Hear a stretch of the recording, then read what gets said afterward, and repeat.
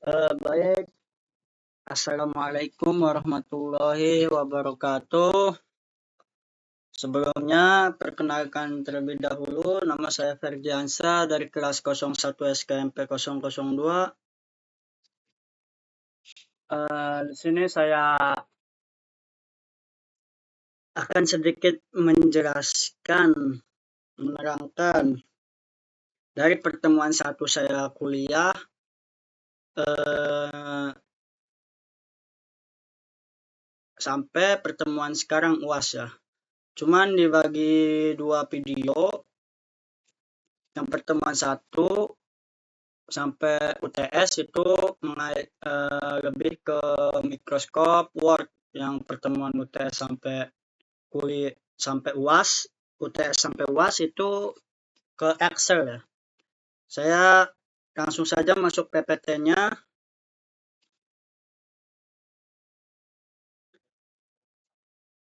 Ini PPT-nya, kita masuk pertemuan yang pertama. Nama matkul saya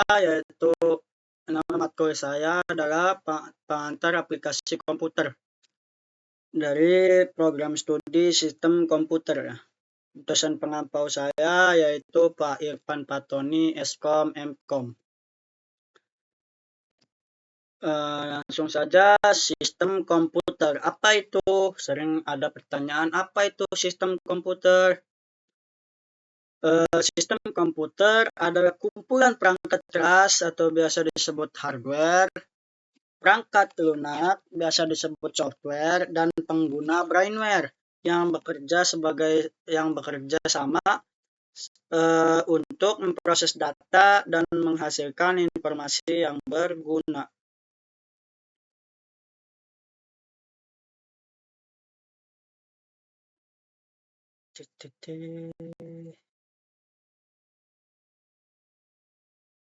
Next, komponen sistem komputer. Komponen sistem komputer ada 3. Hardware, software, brainware. Hardware biasa disebut perangkat keras sebagai bahan input dan outputnya. Yang kedua ada software. Software biasa disebut perangkat lunak sebagai aplikasi untuk menjalankan perangkat keras, input, dan menghasilkan output. Yang ketiga ada brainware, pengguna atau pemakai untuk memberikan instruksi pada sebuah inputan. Yang pertama di sini ada hardware, perangkat keras sebagai bahan input dan output ya. Ini gambar di samping adalah contoh-contoh hardware, jenis-jenis hardware ya, bukan contoh-contoh, jenis-jenis hardware. Di sini yang pertama ada laptop. Laptop adalah komputer portable yang dirancang untuk digunakan di berbagai lokasi dengan mudah.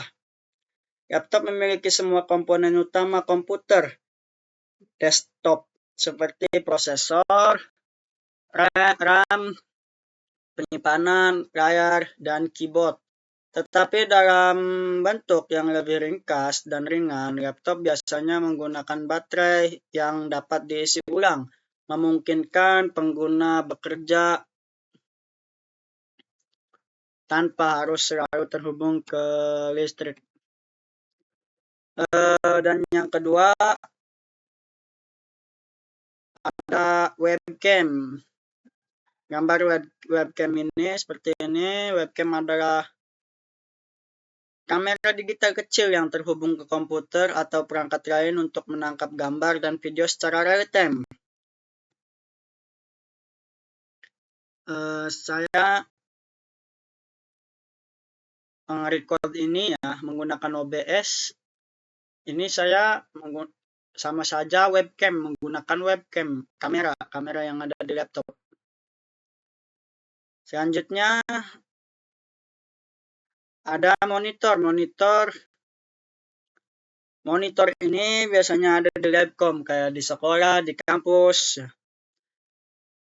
Monitor adalah perangkat output yang digunakan untuk menampilkan gambar, video, atau informasi dari komputer. Monitor bekerja sebagai menerima sinyal dari kartu grafis komputer dan mengubahnya menjadi tampilan visual yang bisa dilihat pengguna. Yang selanjutnya CPU.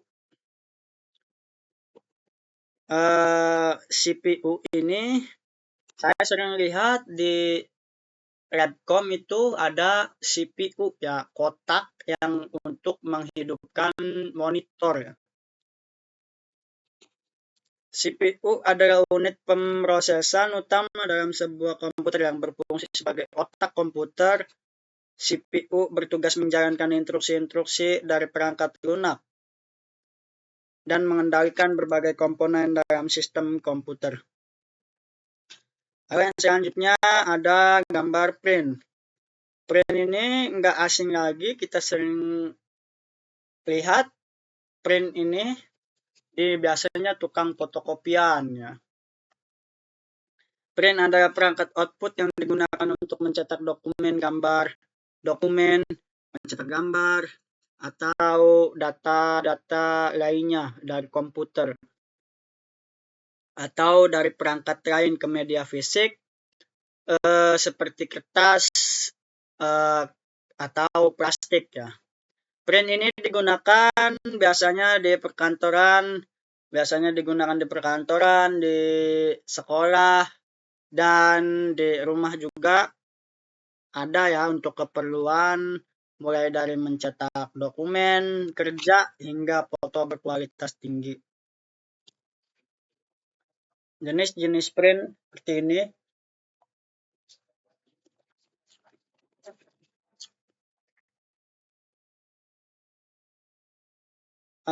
Lanjut ke flash disk. Contoh flash disk seperti ini. Biasanya saya menggunakan flash disk itu untuk untuk mengumbar data dari laptop ini ke laptop satunya, dari laptop ini ke laptop itu ya. Biasanya saya menggunakan flash disk seperti itu ya.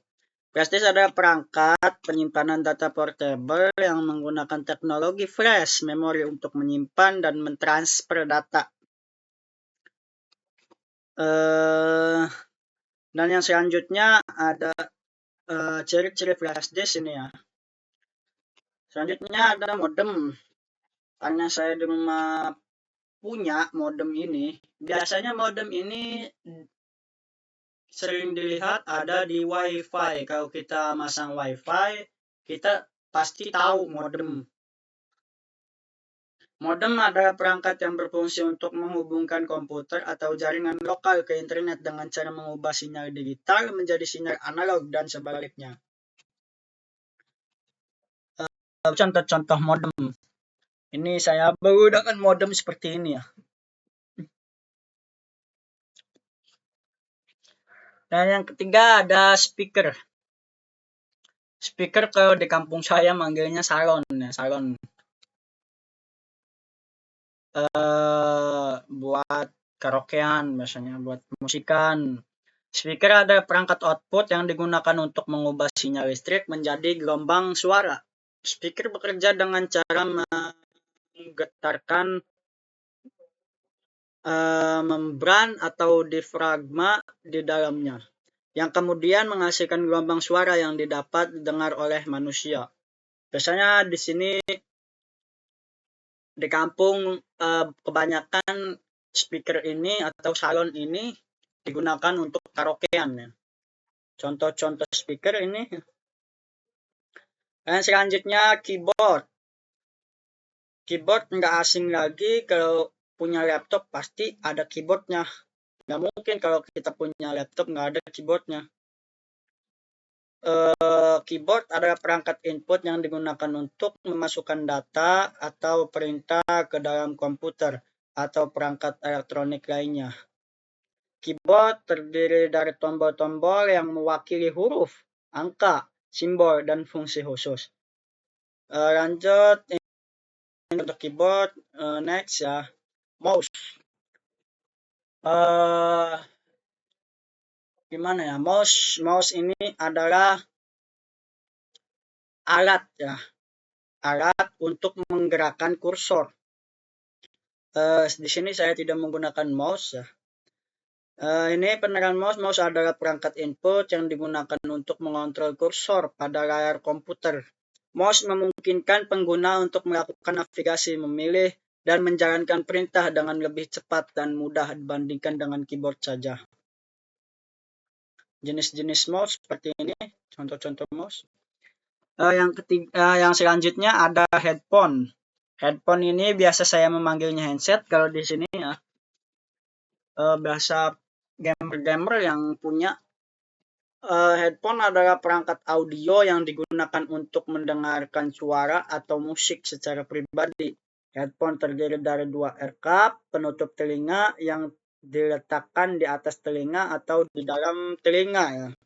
Dan terhubung ke perangkat audio seperti komputer, ponsel, atau pemutar musik. Next, contoh-contoh headphone seperti ini.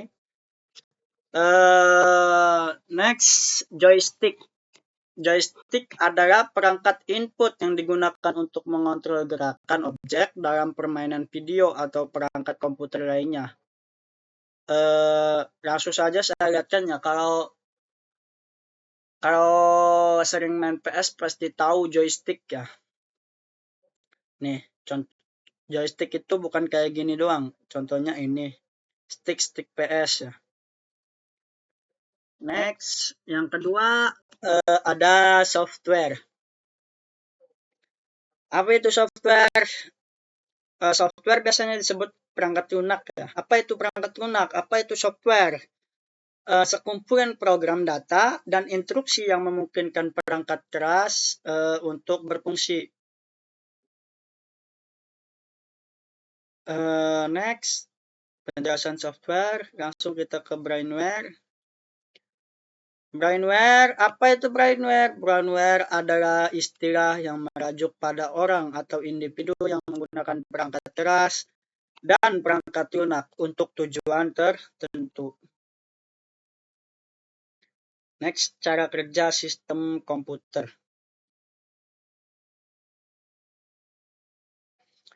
Yang pertama ada input. Input ini bahasa komputer. Kalau bahasa kitanya biasanya manggil masukan. Biasa untuk memasukkan data yang dimasukkan ke dalam komputer melalui perangkat input seperti keyboard, mouse, atau scanner. Yang kedua ada output. Output sama bahasa komputer. Bahasa kitanya memanggil luaran. Luaran pemrosesan data ditampilkan melalui perangkat output seperti monitor, speaker, atau print.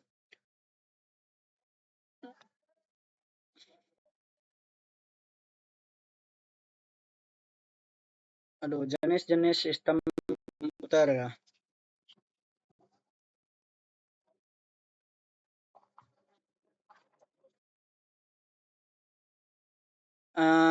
Langsung saja ke sebelahnya komputer pribadi. Contoh komputer pribadi itu seperti ini ya. Contoh komputer gambaran komputer server ini seperti ini. Jujur saya belum pernah lihat komputer server seperti apa. Jadi saya baru pertama kali lihat seperti ini ya. Super komputer seperti ini. Embedded system seperti ini. Komputer pribadi ini biasanya kan komputer pribadi ini biasa kalau kita manggilnya laptop lah. Itu namanya komputer pribadi. Perkembangan teknologi komputer. Nih.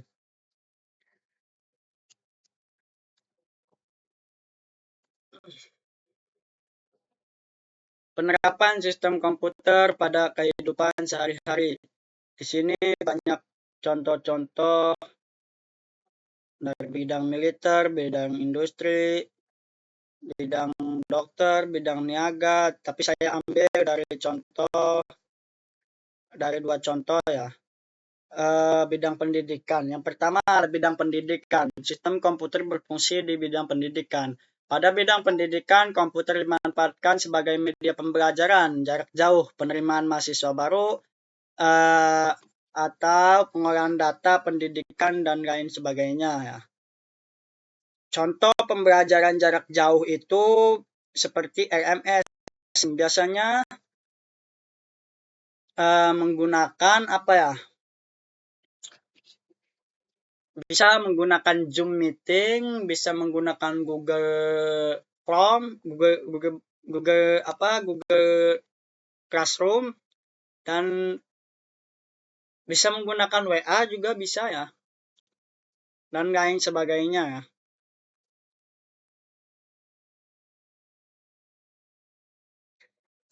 Dan yang kedua,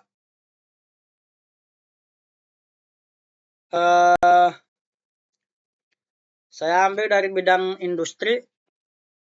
Bidang industri, komputer dimanfaatkan sebagai alat untuk mengontrol mesin produksi, untuk menghasilkan produksi yang cepat, efisiensi, dan efektif, di mana mesin yang telah dikontrol di dalam sistem komputer mampu menggantikan peranan manusia sebagai tenaga memproduksi barang.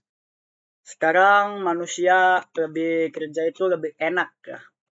Banyak sekarang ada bantuan dari komputer. Contohnya seperti lengan manipulator, robotik yang diprogram dengan sistem komputer untuk menggerakkan peralatan produksi, bahan-bahan suku, cadangan, atau alat-alat industri lainnya ya.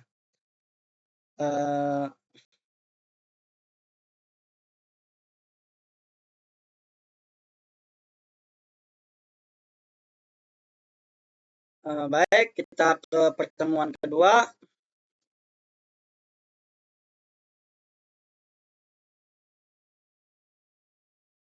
Pertemuan kedua, software.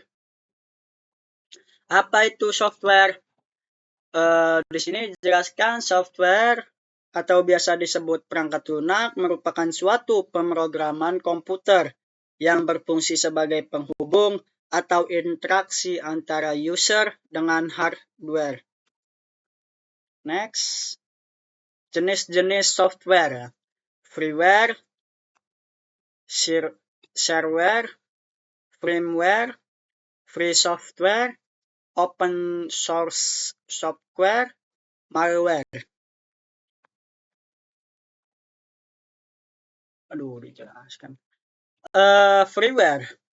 Freeware merupakan software yang mempunyai hak cipta gratis dan dapat digunakan tanpa mempunyai batasan waktu, di mana freeware ini sangat berbeda dengan shareware yang sangat mewajibkan si pengguna untuk membayar setelah jangka waktu percobaan, di mana hal ini dilakukan sebagai atau untuk memperoleh suatu fitur tambahan. Dan yang kelima, yang selanjutnya ada shareware. Shareware merupakan software yang disediakan oleh pengguna tanpa harus membayar secara uji coba dan lebih sering terjadinya pembatasan oleh kombinasi dari fungsi, ketersediaan ataupun kenyamanan, sehingga aplikasi ini tidak bisa digunakan secara maksimal karena hanya merupakan aplikasi uji coba saja ya. Dan selanjutnya ada firmware.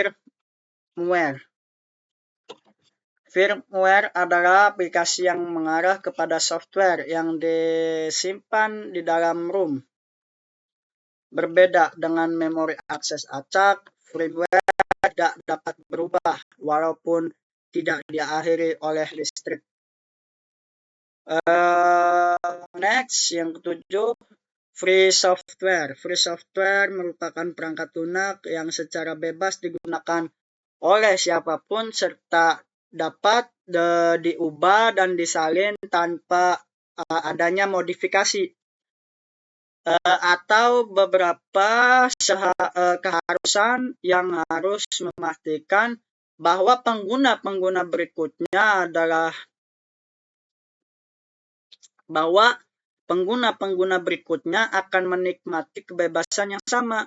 Bebas di sini adalah dalam menggunakan, mempelajari, mengubah, atau menyalin serta menjual suatu perangkat lunak di mana seseorang perlu mendapatkan izin dari pihak manapun. Open source software. Open source software merupakan jenis software yang dimana kode sebenarnya terbuka untuk dapat dipelajari, dikembangkan, diubah, ditingkatkan, serta untuk disebarluaskan. Pengembangan software ini dilakukan oleh komunitas yang terbuka dan bertujuan untuk mengembangkan perangkat lunak tersebut. Dan selanjutnya ada malware. Malware ini merupakan perangkat lunak yang dibuat untuk merusak sistem, komputer ya. Istilahnya virus komputer dipakai sebagai frasa pemikat atau cat verse untuk mencakup seluruh jenis perangkat rusak, termasuk virus murni. Perangkat lunak disebut sebagai malware sesuai maksud yang terlihat dari pencipta dan bukan dari ciri-ciri tertentu. Perangkat perusak di sini tidak sama dengan perangkat lunak cacat atau detektif software. Adalah perangkat lunak yang memiliki tujuan sah tetapi terdapat bug yang berbahaya. Biasanya pernah saya dikirim virus di WhatsApp ya. Saya dibagi link, katanya suruh ngeklik, tapi setelah saya klik itu WhatsApp saya ke close, ke reset sendiri, nggak bisa masuk WhatsApp. Software dibagi menjadi 3 bagian. Yang pertama program aplikasi seperti Microsoft Windows. Yang kedua sistem operasi atau operating system seperti Microsoft Windows. Yang ketiga bahasa pemrograman seperti Pascal atau bahasa rakitan.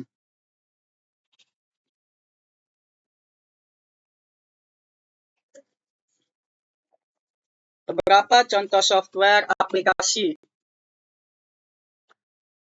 Aplikasi Office. Office ini di dalamnya ada macam-macam. Ada 4. Microsoft Office Word, Microsoft Office Excel, Microsoft Office apa ini? Oh ini, saya lupa ya. Microsoft Office PowerPoint ya. Yang ketiga ada aplikasi multimedia, aplikasi internet yang ketiga.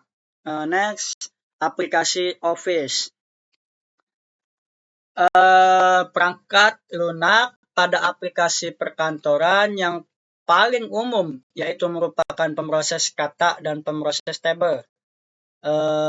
Di sini fungsi standar yang digunakan adalah penjumlahan, pengurangan, perkalian, pembagian di suatu rank dalam baris atau kolom tertentu atau fungsi lainnya seperti pencarian nilai rata-rata, maksimal, minimal.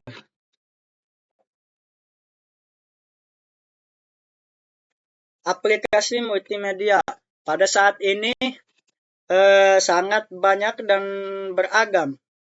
Disebut multimedia karena selain dengan penggunaan media teks, aplikasi ini juga berfungsi untuk memproses atau menampilkan dalam bentuk yang lain seperti bentuk gambar, suara, dan film. Aplikasi internet. Aplikasi internet ini merupakan suatu protokol yang berfungsi untuk menghubungkan antara satu orang atau satu mesin dengan pihak yang lain yang berjauhan. Contoh-contoh aplikasinya itu seperti Chrome, Opera Mini, ya. Dan ini 3 ini saya nggak tahu apa. Lanjut kita ke pertemuan ketiga.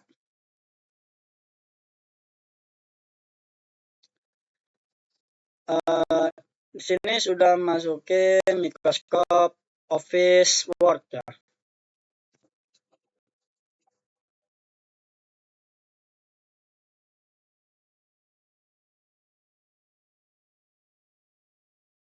Itu Microsoft Office Word. Microsoft Office Word adalah suatu program aplikasi yang digunakan untuk pengolah kata pada produk Microsoft.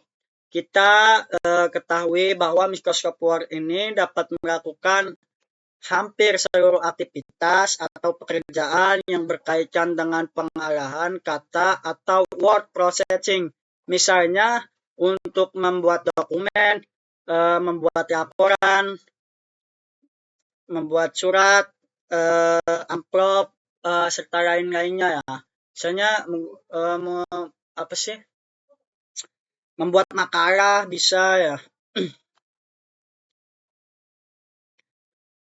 Cara membuka Office Word, cara membuka Word.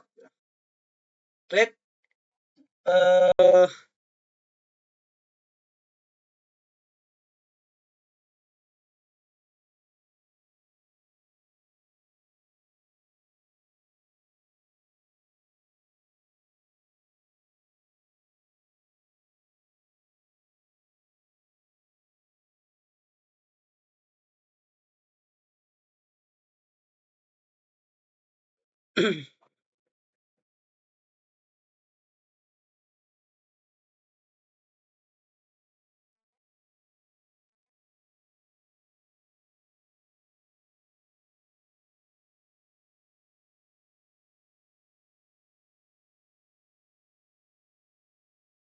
nah, kita kasih ini, kita buka Microsoft Word-nya ya.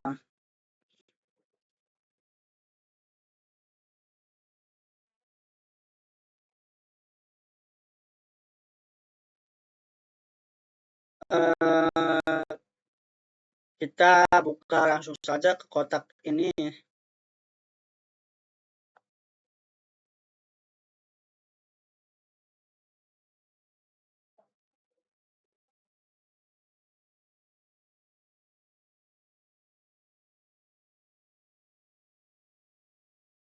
Eh, kita langsung masuk ke pertemuan ketiga, pertemuan keempat.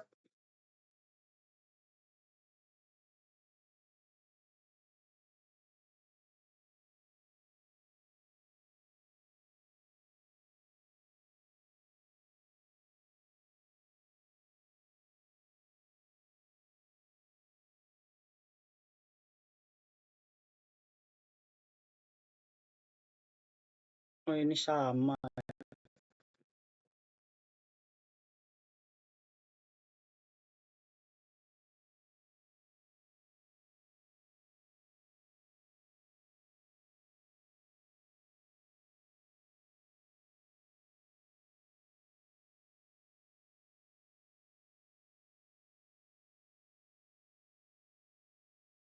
Langsung ke pertemuan 5.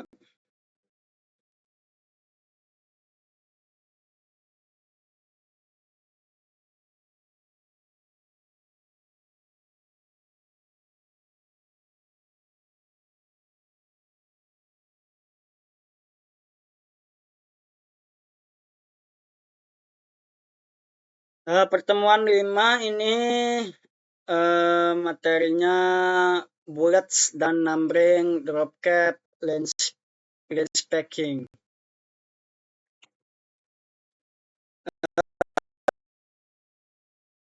Yang memberi kesebaran atau biasa disebut bullets di setiap paragraf. Sebelum ketika memulai tulisan kita pada dokumen, ada banyak jenis bullet yang ada di Microsoft Word. Jadi tidak hanya berbentuk lingkaran saja, akan tetapi bisa memakai fitur lain yang sudah ada di program aplikasi Microsoft Word, misalnya tanda centang, kotak, dan masih banyak lagi ya.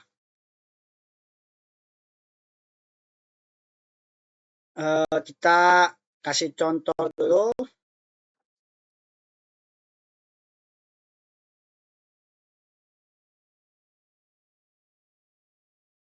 Ini nih, ini menu bulat numbering-nya. Bukan hanya kotak, bisa ini bukan hanya bulat, bisa bulat kosong seperti ini, bisa gambar seperti ini ya, bisa checklist seperti ini ya. Jadi bukan hanya bulat lingkaran saja ya.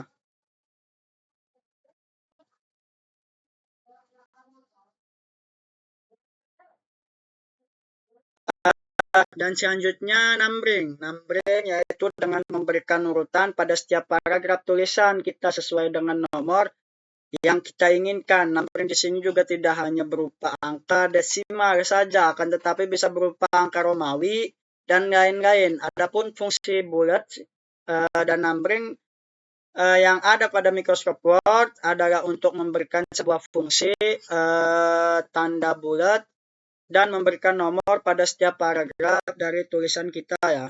Kita kasih contoh numbering.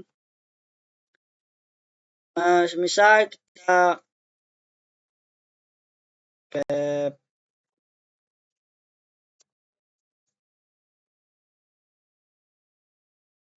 kita kasih numbering. Ini numberingnya. Tuh. Numbering ini memberikan angka di belakang teks yang kita tulis tadi ya.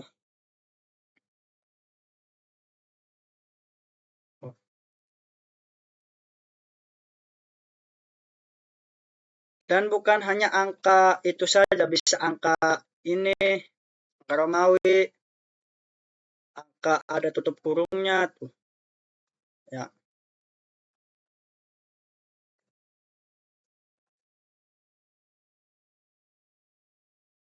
Next.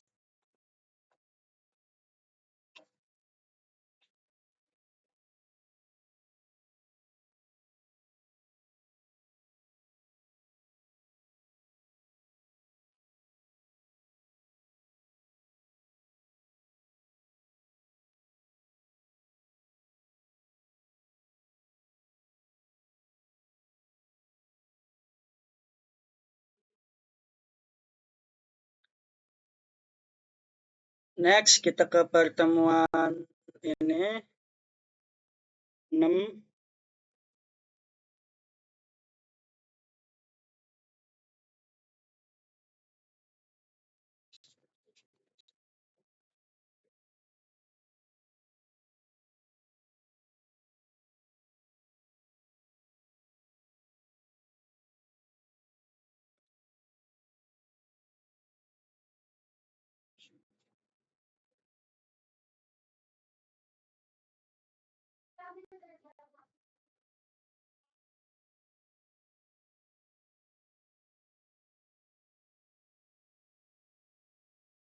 Tuh, 8.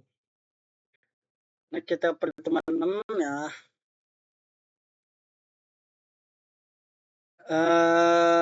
Definisi dua baris yang berikan keterangan sel tabel merupakan kumpulan dari berbagai sel.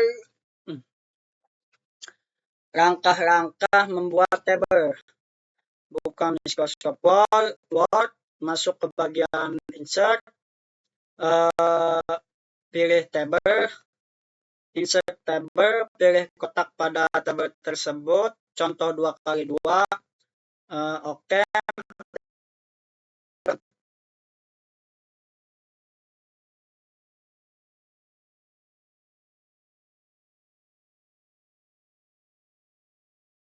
Nih,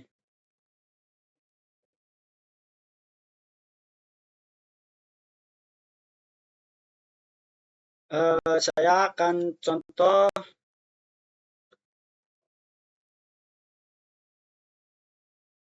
ini.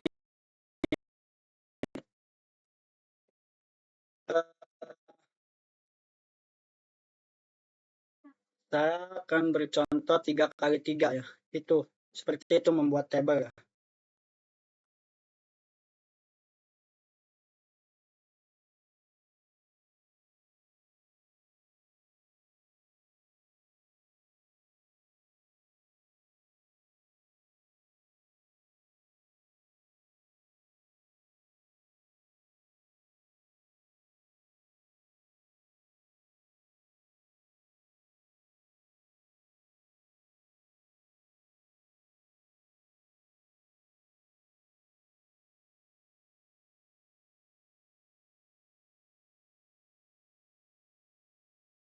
Langsung kita masuk ke pertemuan ketujuh ya.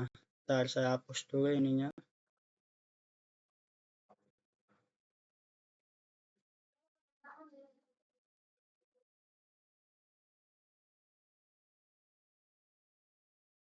Eh, Membuat Merge.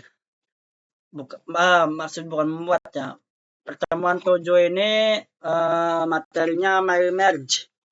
Merge merupakan aplikasi dalam surat menyurat yang sudah disediakan oleh sebuah aplikasi yang digunakan untuk menulis di dalam komputer, seperti halnya Microsoft Word. Merge ini sangat memungkinkan pengguna untuk dapat membuat surat dalam jumlah yang sangat banyak dengan format isi yang sama dengan cepat ya.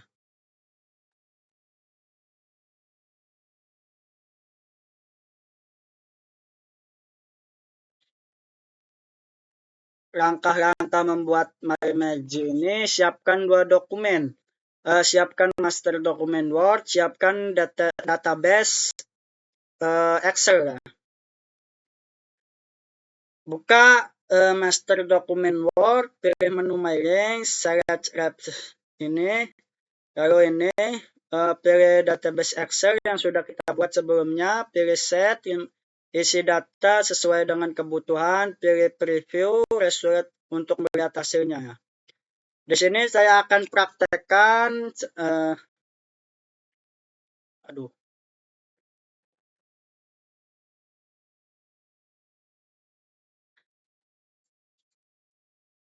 di sini saya akan praktekkan membuat Merge. Saya akan bikin terlebih dahulu nama surat ini aja ya. Surat keterangan baik.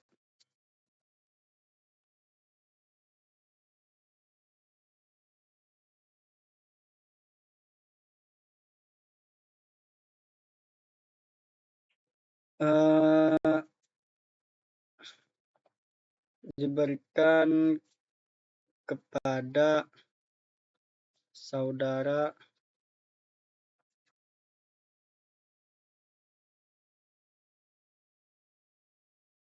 nama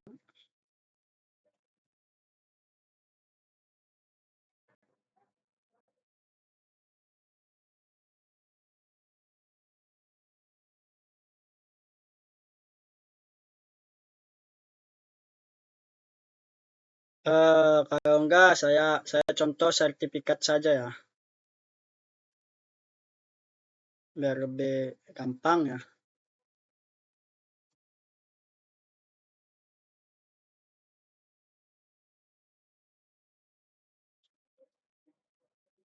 Sertifikat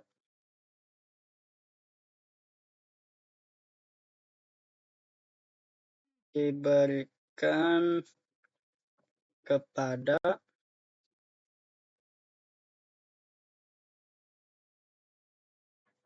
karena telah mencapai peringkat 1. Di sini simpel saja saya ini ya. Untuk membuat Merge ini kita siapkan datanya terlebih dahulu, data Excel. Kita masuk dulu ke Excel-nya, kita buat database-nya ke Microsoft Excel.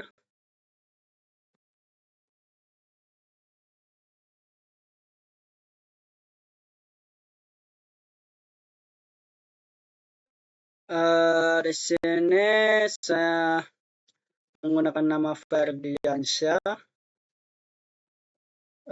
Gilang Ramadan,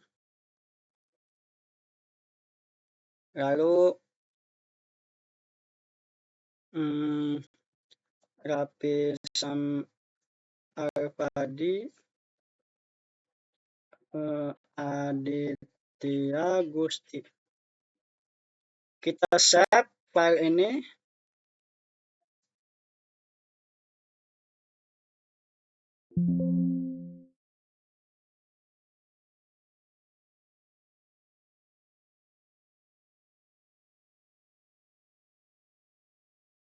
Lalu kita masuk menu My Links. Syarat-syarat ini syarat recipientes.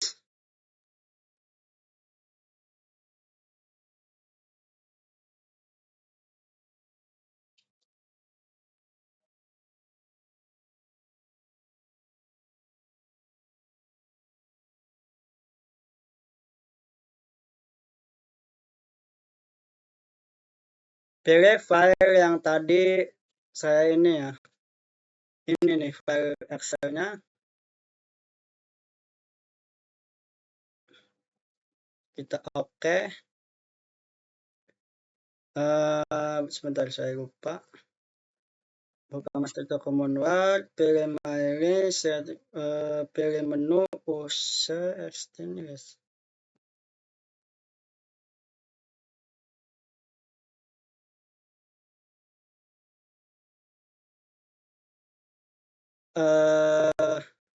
Kita edit terlebih dahulu. Di sini sudah benar semua, berarti tidak usah diedit. Kita oke. Insert file, insert.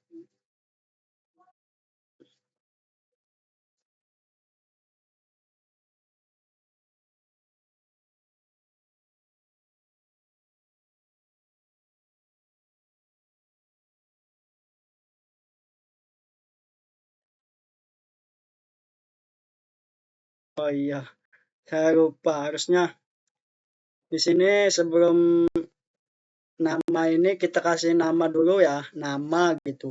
Jangan langsung nama kayak gini. Jadi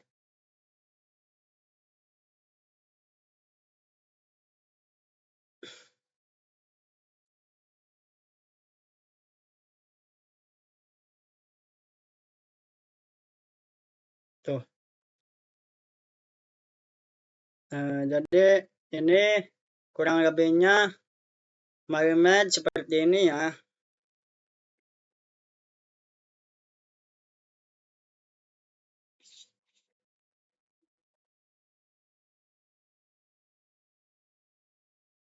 Langsung saja kita ke pertemuan 8,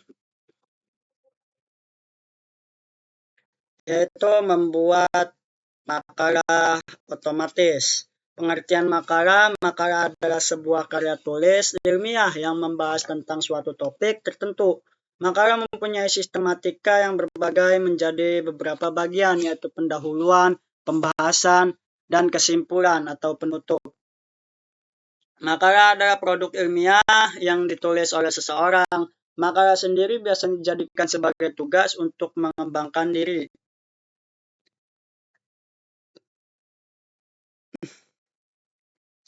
Membuat halaman otomatis. Halaman otomatis untuk sebuah dokumen merupakan penggunaan nomor otomatis yang paling digemari oleh banyak orang, di mana dengan membuat nomor halaman secara otomatis, maka mempermudah pengguna untuk mengurutkan sekaligus mengurangi terjadinya kesalahan dalam penomoran pada dokumen. Membuat nomor halaman otomatis makalah. Ada beberapa langkah dalam membuat nomor halaman secara otomatis, yaitu seperti langkah tersebut. Klik pada tab Insert. Tuh. Klik pada Insert. Lalu pada bagian Group, Header, dan Footer, pilih tag number ya. Tuh. Ntar dulu. Pilih tag number.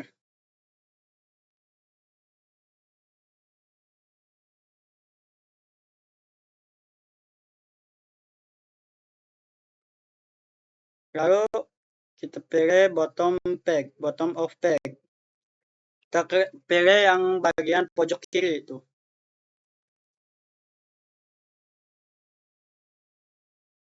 Jadi nomor halamannya ada di sini ya.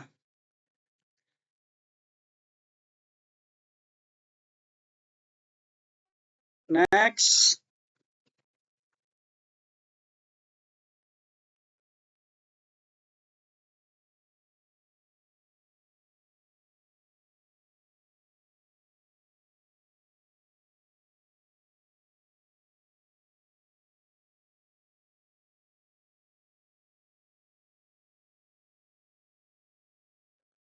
Membuat daftar isi otomatis. Eh, ada beberapa langkah dalam membuat daftar isi secara otomatis, yaitu berbagai berikut. Buka tulisan yang sudah diketik. Sebelumnya saya akan seperti ini ya ketiknya.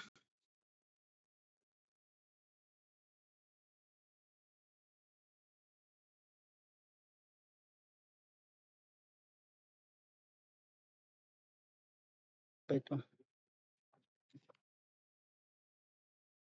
Kata pengantar daftar isi.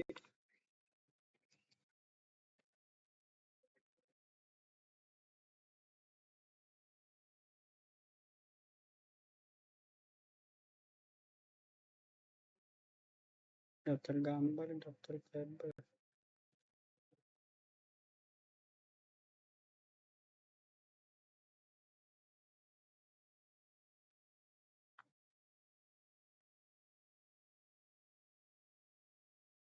Bab 1.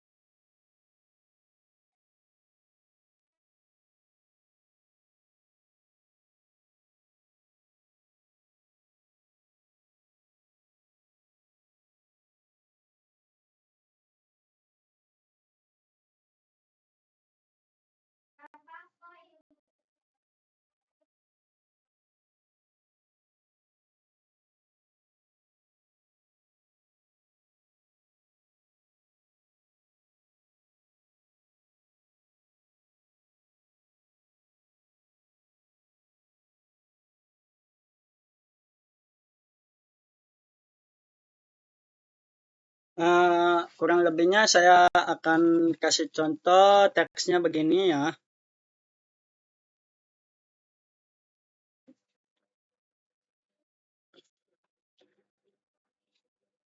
Blok tulisan yang akan ditampilkan dalam daftar isi.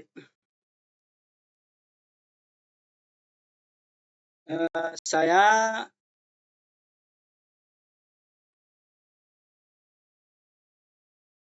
uh,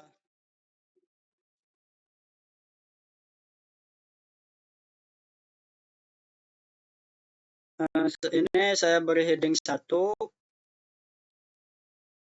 bab 1 sampai bab 3 kita beri heading 2, materi 1 sampai materi 3 kita beri heading 3. Untuk menampilkan daftar isi otomatis yang sudah ditulis ini, kita klik uh,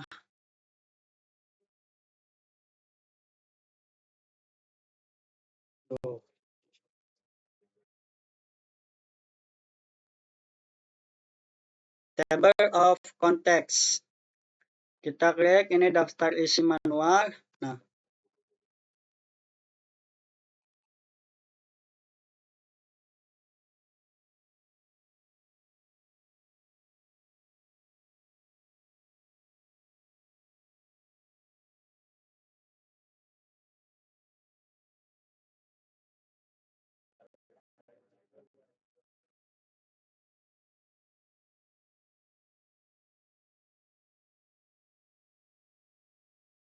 oh salah.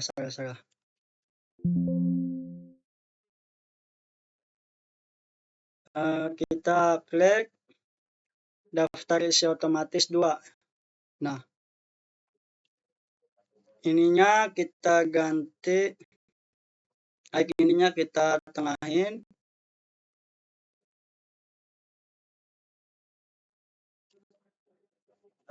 Beginilah kira-kira untuk daftar isi otomatis ya.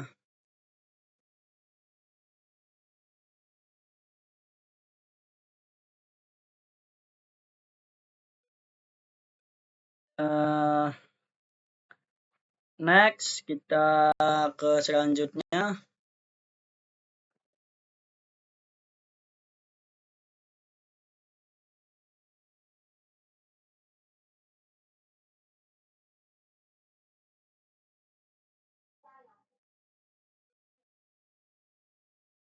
Membuat daftar gambar otomatis. Ada berangka-rangka, pilih gambar yang akan dimasukkan ke daftar gambar. Kita langsung saja praktekkannya. Untuk memilih gambar itu kita ke insert, pictures, ini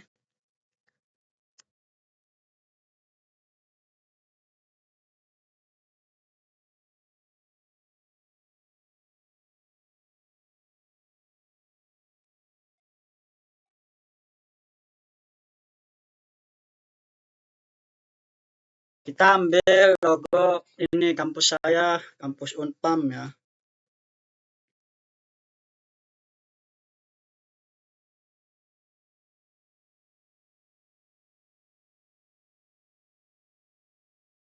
Kita klik kanan pada gambar ini, kita insert caption, new label, kita klik gambar, kita ketik gambar 1 Unpam, enter.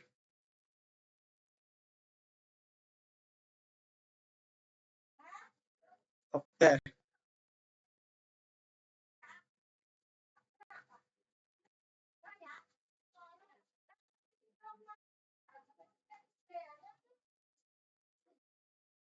Lalu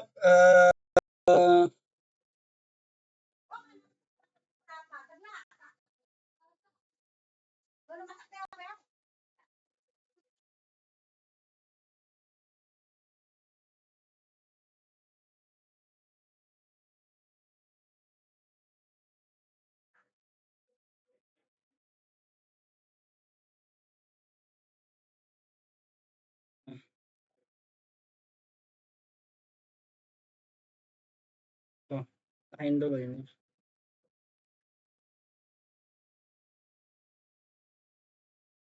Nah, kurang lebihnya daftar gambar ini seperti ini ya.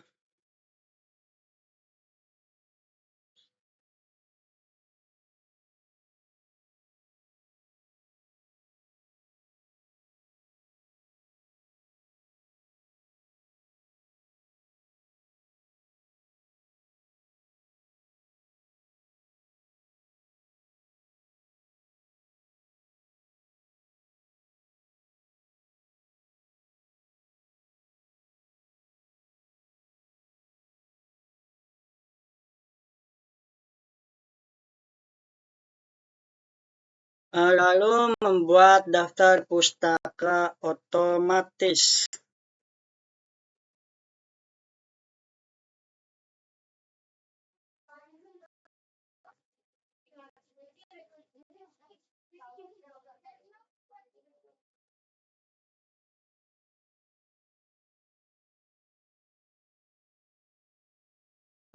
Sebentar ya, kita next page aja. Aduh, kok ke bawah.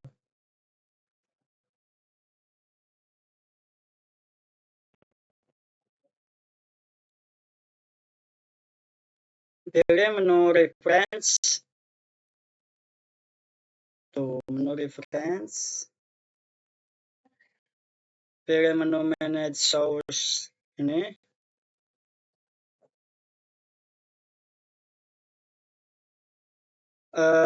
Karena di sini saya sudah punya ya, kita bikin lagi saja ya. Ini ketik nama saya sendiri, pengarangnya siapa, Ferdiansat, titelnya itu pengantar aplikasi komputer.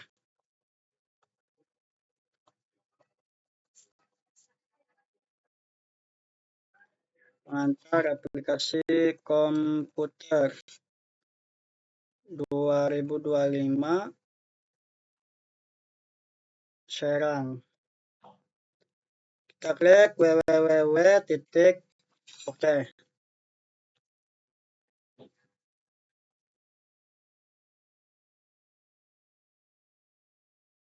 Kita hapusin dulu ya.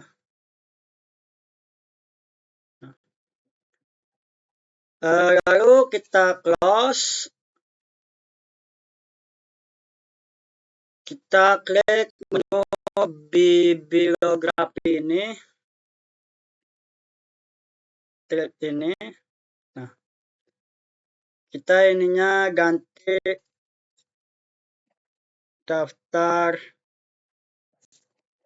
pustaka. Kita tengahin. Untuk daftar pustaka kurang lebihnya seperti ini ya.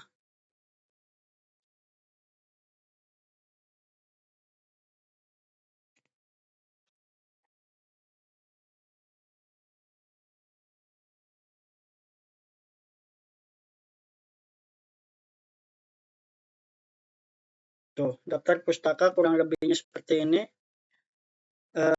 Baik.